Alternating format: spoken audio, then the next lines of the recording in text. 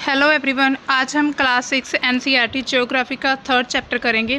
तो हमारा third chapter है कि पृथ्वी की गतियाँ। हमने जैसे पहले देखा था कि पृथ्वी एक तो अपने एक्सिस के चारों तरफ घूमती है, दूसरा वो सूर्य के चारों तरफ चक्कर लगाती है। तो इसमें हम देखेंगे कि जो पृथ्वी की गतियाँ हैं वो किस किस प्रकार की हैं और उनको हम क्या कहते हैं।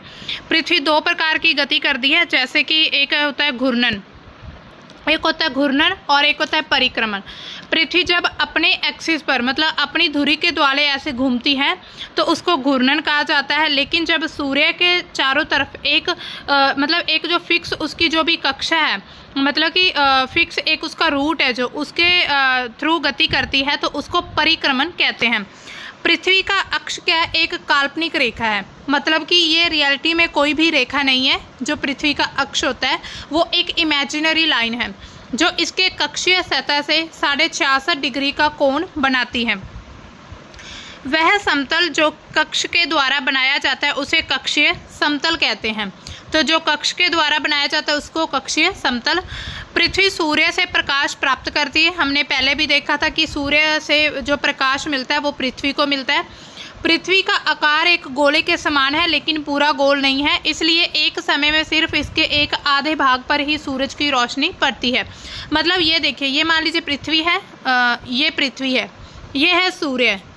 तो जब सूर्य निकला तो ये क्या है, मतलब गोल है, तो इसका जो आधा ऐसे टिल्टेड है पृथ्वी हमारी, ठीक है।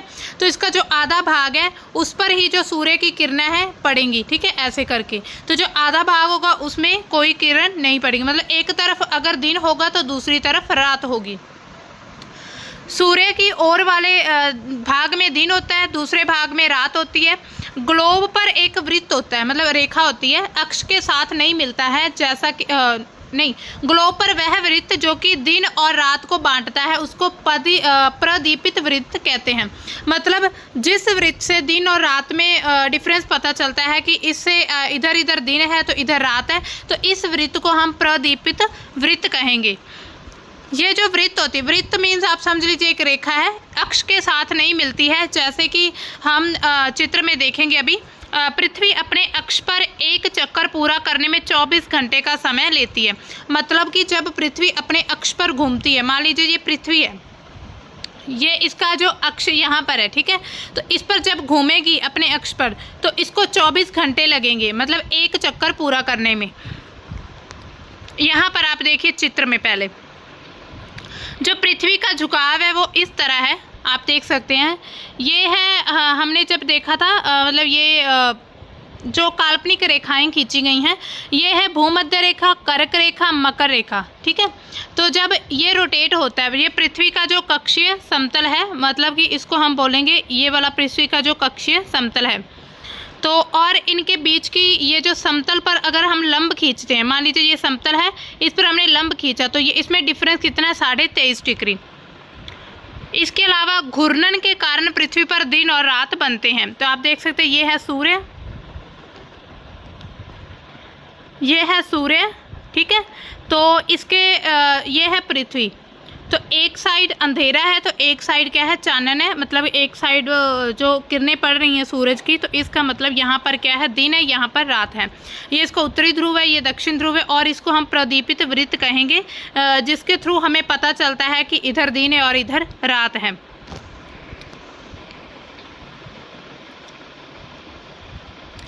अब देखिए, जो प्राचीन भारतीय खगोल शास्त्री हैं आर्यभट्ट, उन्होंने ये बताया था कि पृथ्वी गोल है और अपने अक्ष पर घूर्णन करती है। उन्होंने ये चीज़ कही कि पृथ्वी गोल है, अपने अक्ष पर घूमती है, ये आर्यभट्ट ने कहा था, जिन्होंने जीरो की खोज की थी। अब देखिए, अगर पृथ्वी मान लीजिए नहीं घूमे, ठीक है, मान लीजिए एक जगह पर खड़ी है, तो क्या होगा, तो सूर्य के तरफ वाले पृथ्वी के भाग में हमेशा दिन रहेगा। ये देखिए, ये सूर्य है, ये पृथ्वी है। मान लीजिए पृथ्वी नहीं घूम रही है तो एक जगह पर स्टेबल है, खड़ी हुई है, तो जो सूर्य का प्रकाश है वो तो सिर्फ एक भाग में ही जाएगा, इधर ही, तो दूसरी तरफ क्या रहेगा, सिर्फ अंधेरा ही होगा, मतलब उस भाग में रात रहेगी। जिस तरफ रोशनी पड़ेगी उसमें हमेशा गर्मी रहेगी और दूसरे भाग में हमेशा ठंड रहेगी। इसी तरह की अवस्था में जीवन जो होगा वो संभव नहीं हो पाएगा। ना तो मनुष्य हमेशा ठंड में रह सकता है और ना ही हमेशा गर्मी में रह सकता है। तो इसीलिए लाइफ को स्टेबल करने के लिए हमें जैसी परिस्थितियाँ चाहिए ज़िंदगी जीने के लिए, वो परिस्थितियाँ पृथ्वी पर ही पाई जाती हैं। मतलब कि पृथ्वी अगर घूर्णन गति करती है तभी दिन और रात बनते हैं। 24 घंटे में उसका एक चक्कर पूरा होता है। मान लीजिए कि 12 घंटे में वो दिन मतलब उस पर रोशनी पड़ती है सूर्य की, और 12 घंटे में वो अंधेरा रहता है, मतलब कि रोशनी नहीं पड़ती सूर्य की। तो इसी तरह से 12 घंटे दिन, 12 घंटे रात, हालांकि मतलब प्रॉपर 12 घंटे नहीं रहते, फिर भी कुछ ऐसे हम मान सकते हैं। अब देखिए पृथ्वी की दूसरी गति होती है। ये थी पहली गति जब वो अपने अक्ष पर घूमती है। अब है पृथ्वी की जो दूसरी गति। पृथ्वी की जो दूसरी गति है वो सूर्य के चारों ओर कक्ष में होती है। तो ये है सूर्य, हमने देखा था इसके आसपास क्या है, ग्रह घूम रहे हैं अपने अपने कक्ष में, ठीक है। तो ये है बुध, शुक्र और ये है पृथ्वी। तो पृथ्वी का एक अपना कक्ष है, उस कक्ष में ही लगातार वो सूर्य के चारों तरफ घूमती है, तो उसे हम परिक्रमण कहते हैं। जब पृथ्वी सूर्य के चारों तरफ घूमेगी, एक जो प्रॉपर उसका कक्ष है, जो एक रूट है उसमें, उसको परिक्रमण कहा जाता है। पृथ्वी एक साल में या ये 365 1/4 दिन में सूर्य का एक चक्कर लगाती है। मतलब दिन में कितने 4 पहर होती है, तो उसमें जो एक पहर होता है 365 दिन पूरे, और एक दिन का जो एक पैर, तो उतना समय लगता है पृथ्वी को पूरे सूरज का चक्कर लगाने में। हमने ये चीज़ तो देखी, अपने अक्ष में वो 24 घंटे में एक चक्कर पूरा कर लेती है, लेकिन जो 365 1/4 दिन है वो सूर्य के द्वारे मतलब एक पूरा चक्कर करने में लेती है समय। इसी से अगर हम देखें जो हमें लीप ईयर का कंसेप्ट मिलता है ना, लीप ईयर जो 4 साल बाद आता है, तो वो ऐसे ही आता है कि जो एक दिन ज़्यादा होता है एक साल में, वो ऐसे होता है कि अब मान लीजिए पहला साल 365 1/4 में मतलब कि चक्कर पूरा हुआ, ठीक है। दूसरे साल भी 365 1/4 में, तीसरे साल भी 365 1/4 में, चौथे साल भी 365 1/4 में। तो ये जो 1/4 है, इट मीन्स अगर इसको हम घंटों में डिवाइड करें, 1/4 गुना एक दिन के 24 घंटे होते हैं, तो 6, मतलब कि 6 घंटे लगते हैं। 365 दिन और 6 घंटे लगते हैं पृथ्वी को एक चक्कर पूरा करने में सूर्य के द्वारे। वही 4 साल बाद 6 गुना, फिर 6 गुना, फिर 6 गुना, फिर 6, तो 6 चौका 24, तो इट मीन्स 24 घंटे चौथे साल में जाके पूरा एक दिन कंप्लीट होगा। तो इसी वजह से जो लीप ईयर आता है वो 4 साल बाद आता है, ठीक है। आई होप आप समझ गए होंगे। तो हम लोग एक वर्ष में 365 दिन मानते हैं, तथा सुविधा के लिए हम 6 घंटे इसको नहीं जोड़ते हैं। मतलब कि हमको 365 दिन ही मानते हैं कि 365 दिन लगते हैं, लेकिन हम इसका क्या 6 घंटे इसमें नहीं जोड़ते हैं, ठीक है। अब देखिए जो पृथ्वी का मतलब परिक्रमण, और मतलब परिक्रमण से क्या, जो हमने देखा दिन और रात वो बनते हैं घूर्णन से, मतलब कि अपने अक्ष के द्वारे घूमने से। लेकिन जो ऋतुएं बनती हैं, जो सीजन्स बनते हैं, तो मौसम बनते हैं, तो वो क्या परिक्रमण से बनते हैं। तो इस पूरे चित्र से हम यही समझेंगे कि जो हमारे मतलब कि हमें ऋतुएं जो बनती हैं वो किस प्रकार से बनती हैं, ठीक है। तो ये देखिए, ये है चित्र पूरा, इसको आप अच्छे से समझिएगा। अब देखिए सबसे पहले देखिए सूरज यहाँ पर सेंटर में है, ठीक है। ये पृथ्वी है, इसकी 4 अवस्थाएं डिफरेंट दिखाई गई हैं। सबसे पहले हम शुरू करते हैं उत्तरी गोलार्ध में, यहाँ से, ठीक है। तो उत्तरी गोलार्ध में जो पृथ्वी है इस तरह से टिल्टेड होगी, और ये जो है प्रदीपित वृत्त है, जिससे हमें पता चलता है यहाँ पर दिन है और यहाँ पर रात है। तो उत्तरी गोलार्ध में क्या होता है, दिसंबर की बात हो रही है। दिसंबर में 22 दिसंबर को क्या होगा कि दक्षिण अयनांत होगा। अयनांत का मतलब होता है जिसमें दिन बड़ा होगा और रात छोटी होगी, ठीक है। तो 22 दिसंबर को क्या है, उत्तरी गोला अर्ध में शीत ऋतु होगी। मतलब कि उत्तरी गोला अर्ध जो है उसमें क्या होगा, ठंड का मौसम होगा, ठीक है। तो आपको ये चीज़ याद रखनी है, अगर उत्तरी गोला अर्ध में ठंड का मौसम होगा, ठीक है, तो इसका मतलब दक्षिण गोला अर्ध में क्या होगा, गर्मी होगी, है ना।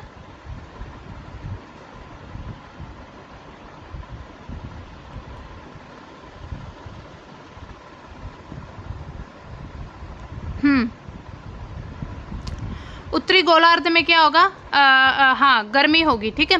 इसी तरह जब फिर सूर्य यहाँ पर घूमकर 21 मार्च में 21 मार्च की डेट आती है, तब यहाँ पर आ जाता है दक्षिण ध्रुव पर जो सूर्य की किरणें पड़ती है, तो उत्तरी ध्रुव में क्या होता है, वसंत ऋतु होती है। यहाँ पर हमने देखा सर्दी होती है, उसके बाद वसंत, इसके बाद धीरे धीरे यहाँ पर ग्रीष्म मतलब कि गर्मी आ जाती है, और फिर उसके बाद वसंत ऋतु आ जाती है, जो कि बारिश का मौसम वगैरह होता है। ठीक है, इसको हम फिर डिटेल में पढ़ेंगे, पहले हम इसको अच्छे से इसकी थ्योरी समझ लें क्या कहते हैं।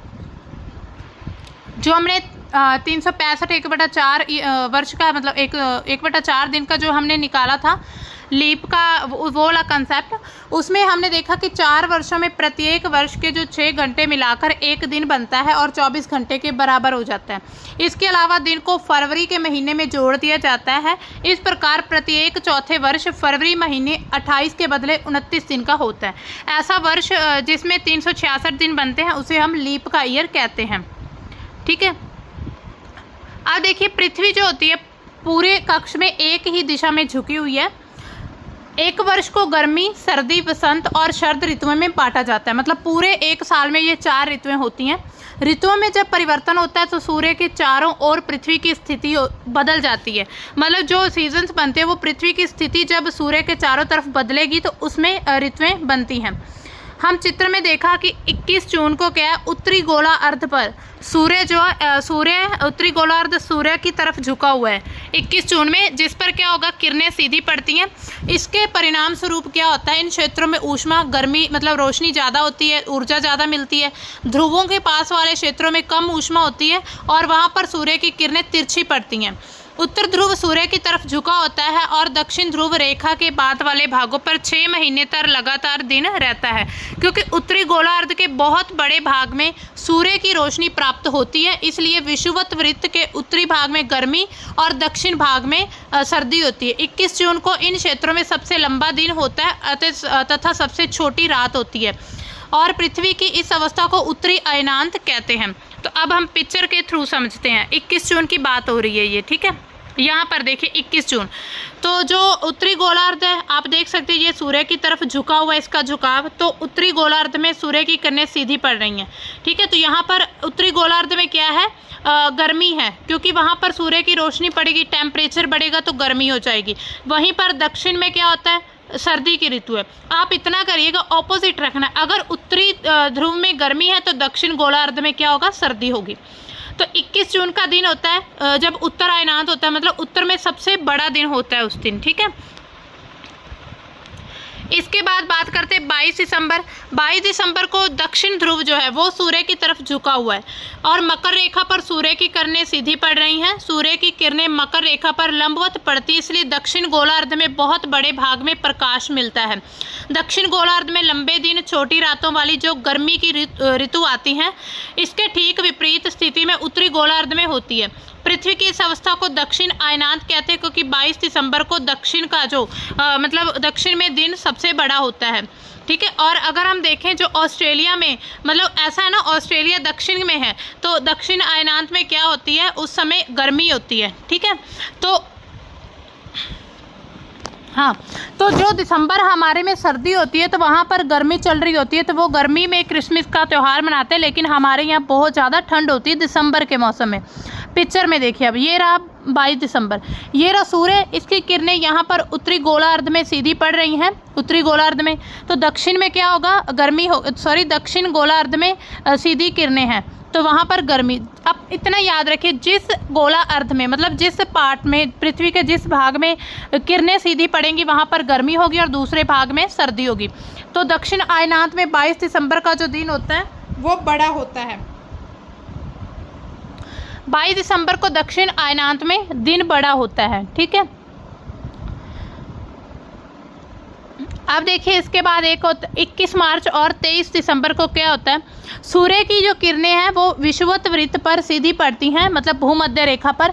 इस अवस्था में कोई भी ध्रुव सूर्य की तरफ नहीं होता है, तो इसलिए पूरी पृथ्वी पर रात और दिन क्या होते हैं, बराबर होते हैं। ठीक है, इसे विषुव कहा जाता है। 23 दिसंबर को भी सेम, उत्तरी गोलार्ध में जो शरद ऋतु होती है जबकि दक्षिण में वसंत की होती है। 21 मार्च की स्थिति इसके विपरीत होती है, जबकि उत्तरी गोलार्ध में वसंत ऋतु तथा दक्षिण गोलार्ध में शरद ऋतु होती है। उत्तर में अगर गर्मी होगी तो दक्षिण में सर्दी होगी, दक्षिण में अगर गर्मी होगी तो उत्तर में सर्दी होगी। तो ये ऐसे हैं, ठीक है। तो इस प्रकार ये पता चलता है कि जो पृथ्वी के घूर्णन और परिक्रमण के कारण दिन और रात बनते हैं, उसमें ऋतुओं में क्या होता है, परिवर्तन होता है। दिन और रात बनने की वजह से क्या होता है, परिवर्तन। एक बार फिर से हम पिक्चर को एक्सप्लेन कर लेते हैं अच्छे से, ठीक है। अब ध्यान दीजिएगा, ये रहा सूर्य, ये सूर्य यहीं पर है, ठीक है, ये कहीं नहीं जाएगा, पृथ्वी घूमेगी इसके चारों तरफ। दिसंबर की अगर हम जून से शुरू करते हैं, अगर जून में, अभी जून का मौसम चल रहा है तो जून से स्टार्ट करते हैं। जून में क्या है कि जो उत्तरी गोलार्ध में है वहाँ पर डायरेक्ट सूर्य की किरणें पड़ रही हैं उत्तर में, ठीक है। तो वहाँ पर क्या है, गर्मी है, मतलब हम उत्तरी गोलार्ध में बैठे हुए हैं। और दक्षिण गोलार्ध में अभी क्या है, ठंड चल रही है। अभी 21 जून की जब तारीख आएगी तो सबसे बड़ा दिन होगा गर्मी का। उसके बाद हम बात करते हैं दिसंबर की। दिसंबर में क्या होगा, दक्षिण गोलार्ध पर सीधी किरणें पड़ेंगी सूर्य की, तो दक्षिण में क्या होगा, गर्मी, और उत्तर में क्या होगा, सर्दी होगी। इसमें जो दक्षिण अयनांत का दिन होता है 22 दिसंबर को सबसे बड़ा दिन होता है। इसके बाद हम बात करते हैं सितंबर की, मार्च की। पहले मार्च में क्या है, मार्च और सितंबर एक ऐसा मतलब मौसम, उस समय ऐसे मंथ होते हैं जहाँ पर सिर्फ भूमध्य रेखा पर ही सीधी किरणें पड़ती हैं, ना तो उत्तरी ध्रुव में ना ही दक्षिण ध्रुव में। तो इसी प्रकार से जो दिन बड़े होते हैं वो भूमध्य रेखा पर होते हैं। जैसे 21 मार्च को दिन बड़ा होता है और इधर 23 सितंबर को। तो उत्तर ध्रुव में जो मौसम है वो ना तो गर्मी वाला ना ही सर्दी वाला, उसी तरह सितंबर में भी ना ही पूरी गर्मी और ना ही पूरी सर्दी। तो ये थी पृथ्वी की जो परिक्रमण है, मतलब कि जब सूर्य के द्वाले वो चारों तरफ घूमती है। तो अब ये एक्सरसाइज है, ये आप इसको करके देख लीजिएगा, इससे पता चलेगा कि आपको समझ आया है कि नहीं आया, ठीक है। तो ये नीचे दिए हुए हैं, ये एक क्वेश्चन है और उसके नीचे 4 ऑप्शन दिए हैं। तो इसको आप MCQ टाइप ये प्रैक्टिस कर सकते हैं। इसके बाद फिल इन दी ब्लैंक्स हैं। तो ये आज के चैप्टर में इतना ही इम्पोर्टेंट था। मतलब इसमें हमने 2 प्रकार की गति देखी, एक होती है जो घूर्णन, उसके वजह से दिन और रात बनते हैं, और जो हम ऋतुओं को देखते हैं तो वो परिक्रमण की वजह से बनते हैं।